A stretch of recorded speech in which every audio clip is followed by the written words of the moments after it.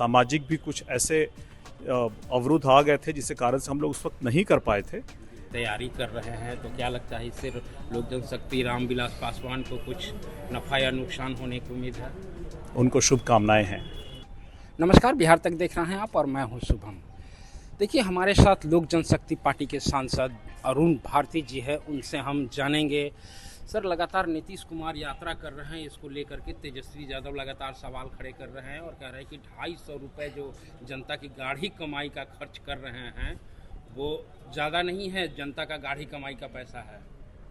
सबसे पहले तो नेता प्रतिपक्ष सदन में आ रहे हैं, जनता की आवाज़ को, प्रतिपक्ष की आवाज़ को उठाने का काम कर रहे हैं सब, इसलिए सबसे पहले उनका अभिनंदन होना चाहिए, शुभकामनाएं देनी चाहिए। जब सदन चल रहा है तो बहुत समय बाद हो रहा है कि वो सदन में आ रहे हैं और जनता की आवाज़ को उठा रहे हैं। फिलहाल जो भी सवाल उठ रहे हैं माननीय मुख्यमंत्री नीतीश कुमार जी की यात्रा को लेकर के, तो इस पे हम लोगों का ये मानना है कि जनता के लिए, जनहित के लिए जो भी योजनाएं बनती हैं उसको धरातल पे कहाँ तक उतारा गया है, कैसे उसका क्रियान्वयन हो रहा है, जनता को इन योजनाओं के बारे में कितना पता है और प्रशासनिक तौर पे जनता में कहाँ तक ये पहुँचा है, इसकी योजना बनाने के साथ साथ इसकी भी समीक्षा करना मुख्यमंत्री जी का दायित्व है।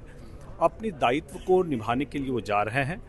जहाँ तक सवाल रहा कि क्या व्यय हो रहा है, सार्थक है या नहीं सार्थक है, ये बात जो है सीएजी तय करेगा।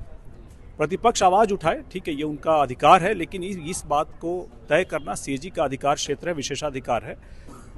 सारी होने के बाद अगर कुछ भी होगा तो वो बताएंगे सीएजी, लेकिन फिलहाल आज के समय मुझे लगता है कि नीतीश कुमार जी को जनता के बीच जा कर के अपनी योजनाओं के बारे में बताना चाहिए, योजनाओं की समीक्षा करना जो जा कर के धरातल पे कर रहे हैं, इस चीज़ का स्वागत होना चाहिए। तेजस्वी यादव ने आज फिर एक सोशल मीडिया एक्स पे ट्वीट करते हुए लिखा है कि मुख्यमंत्री बंद कमरे में महिला संवाद करेंगे और महिलाओं के प्रति वे अनाप शनाप बोल देते हैं। क्या क्या बोल देते हैं, इसकी कोई गारंटी नहीं है। देखिए, इस बात का कोई जवाब नहीं होता। माननीय प्रतिपक्ष के जो नेता, उनकी जो भावनाएं हैं, ये भी ध्यान रखना चाहिए कि माननीय मुख्यमंत्री जी उम्र में सबसे बड़े हैं और जब वो जनता के कार्यों की समीक्षा के लिए धरातल पे कहाँ तक उतरी है, इस बारे में समीक्षा करने के लिए निकल रहे हैं, तो ऐसी अनावश्यक टिप्पणियों का कोई मतलब नहीं है। इस पे कोई प्रतिक्रिया देना सही नहीं। यह भी कहा है कि वहाँ मीडिया की एंट्री बंद है, जहाँ वे महिला संवाद करेंगे। देखिए, मुझे पूरा विश्वास है कि माननीय मुख्यमंत्री जब समीक्षा कर लेंगे, लोगों से बात कर लेंगे, तो बात बाहर आकर के जरूर वो अपनी प्रतिक्रिया देंगे कि उनकी बात कैसी रही, कितनी सकारात्मक रही, योजनाओं का आज के दिन में धरातल पे कितना उतरा है, क्या इसको बेहतर करने की ज़रूरत है, इस बारे में सारा ब्यौरा माननीय मुख्यमंत्री जी नहीं तो पार्टी के उनके कोई ना कोई प्रवक्ता देगा ही, तो तब तक इंतजार करना चाहिए। इस तरह से अनावश्यक टिप्पणी या प्रतिक्रिया नहीं देनी चाहिए। चिराग पासवान ने एक बड़ी रैली करने का दावा किया था कि गांधी मैदान में हम एक बड़ी रैली करेंगे, एकाएक वह रैली स्थगित कर दी गई, क्या कारण रहा उसका? आपको याद होगा कि 28 नवंबर को रैली होना पहले तय हुआ था, लेकिन स्थापना दिवस और उसी वक्त जो मकान आवंटित हो गया था, इसके अलावा सामाजिक भी कुछ ऐसे अवरुद्ध आ गए थे जिसके कारण से हम लोग उस वक्त नहीं कर पाए थे। लेकिन इस बात का आप निश्चित रखें कि भविष्य में और निकट भविष्य में ही ये रैली हम लोगों की होगी।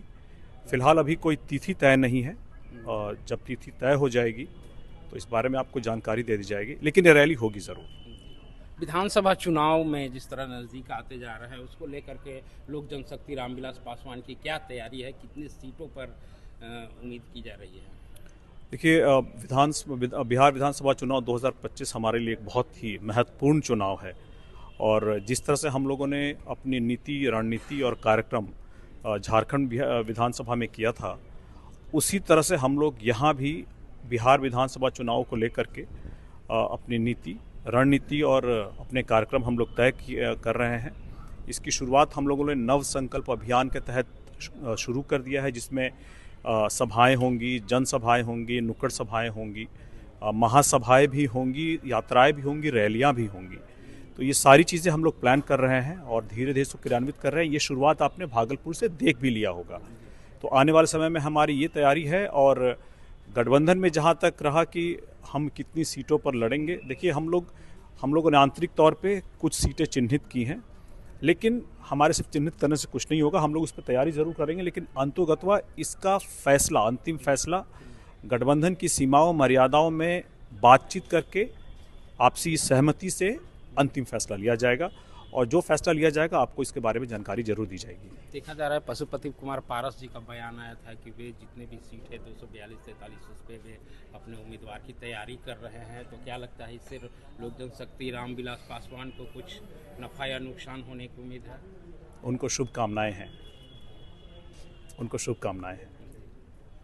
तो ये थे हमारे साथ लोक जनशक्ति पार्टी के सांसद अरुण भारती जी, जिन्होंने विधानसभा चुनाव को लेकर और तेजस्वी यादव के द्वारा लगातार जो यात्रा पर सवाल खड़े किए जा रहे थे उस पर बेबाकी से अपनी बात रखी। शुभम निराला, बिहार तक, पटना।